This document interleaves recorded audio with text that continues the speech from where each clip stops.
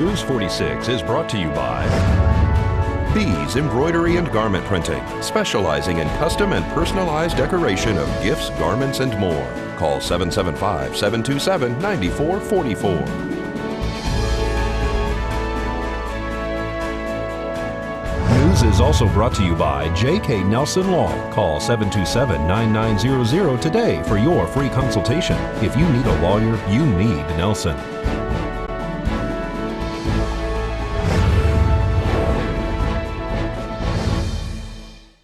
Tonight on News 46, a pedestrian is struck by a vehicle. Big changes are planned for the upcoming school year. And the Board of County Commissioner votes to lower your property taxes. News 46 starts now.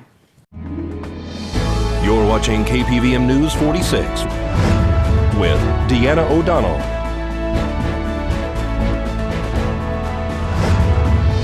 and Zach Reinert. News 46, local coverage you can count on. Good evening. It's Wednesday, March 22nd, 2017. I'm Deanna O'Donnell. And I'm Zach Reinert for News 46. One person was airlifted this afternoon following an accident. A pedestrian was airlifted after being struck by a vehicle off Highway 372 this afternoon. Pahrump Valley Fire and Rescue Services and Nye County Sheriff's deputies responded to the scene. The pedestrian was transported to the Mercy Air helipad on Calvada and subsequently airlifted to UMC Trauma Center in Las Vegas with injuries sustained as a result of this accident. Nevada Highway Patrol is investigating how this accident occurred. This is Deanna O'Donnell for News 46. Well, beginning this fall, students in the Nye County School District will have 45-minute shorter school days. The school board decided last night to use that time to collaborate in what is being termed as a professional learning community. The term describes a collegial group who are united in their commitment to an outcome. In the case of education, the commitment would be to student learning. The community engages in a variety of activities, including sharing a vision, working and learning collaboratively, visiting and observing other classrooms, and participation in shared decision-making. The benefits of professional learning community to educators and students include reduced isolation of teachers, better informed and committed teachers, and academic gains for students. If we had Monday through Friday to talk about that, that would be beyond amazing for a brand new teacher, which is what you guys want to attract to this district. To have that sense of help, I can get help Monday through Friday. I can make sure that I am turning into a quality product for your guys' district. So we had a Board of Trustees meeting, and the hot topic of conversation was that of adjusting the student day for professional learning communities, which I will refer to as PLC from here on forward, and how to develop that time for teachers to collaborate.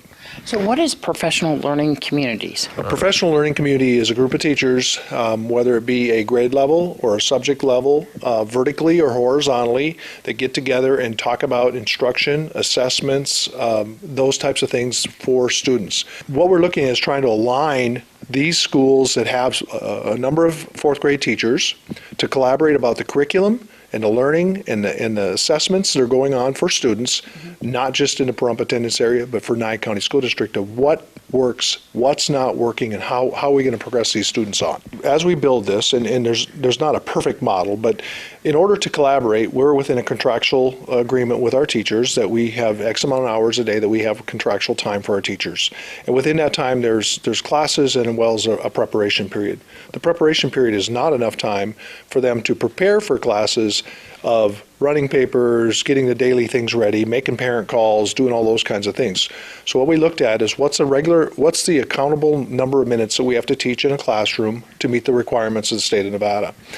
We looked at that, we're over those minutes, so we looked at compressing down the school day so that on the front end we could have time, additional time on the front end of the day, work day for teachers before students come, for them to have time to collaborate. So they're going to be speaking to other teachers to figure out and try to assess each child so that they can get some kind of idea of how better to teach them? Right. So what we're looking at is building Tier 1 instruction, building the foundation of instructional skills. We'll start with the Nevada Academic Content Standards. What do we need our students to know? in what does the state of Nevada say our students need to know? And we drill that down into our classrooms and into our grade levels to say, here's what we need to have for power standards for our students.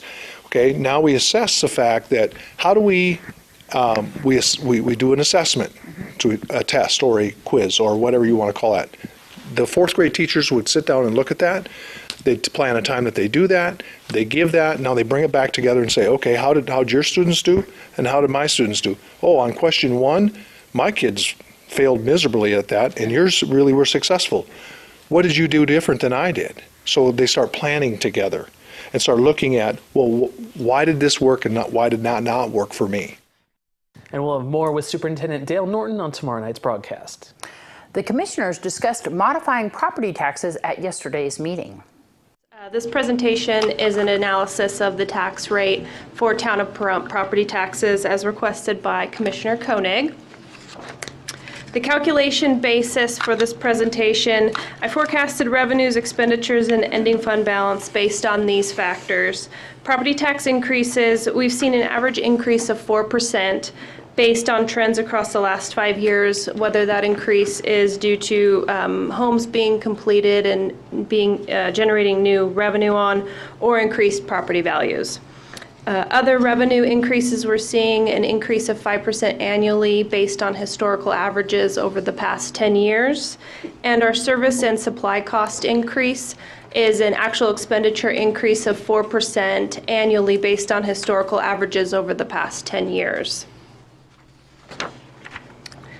This graph represents our property tax rate history. As you can see, in fiscal year 2007, we had a property tax rate of 0.2253, and in fiscal year 17, we are looking at a property tax rate of 0.4795.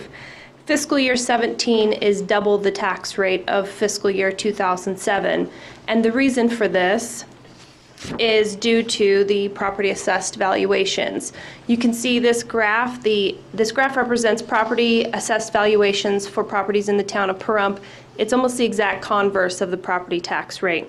The reason for that is when property tax values decline, property tax rates must increase to cover the town's operational expenditures.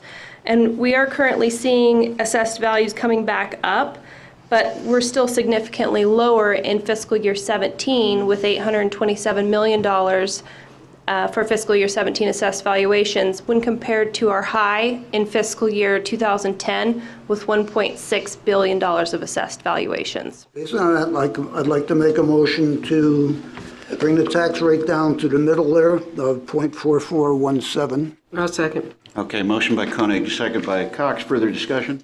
And the motion now is to take that middle ground, which still keeps us within the budget, and in 2 years we can reassess.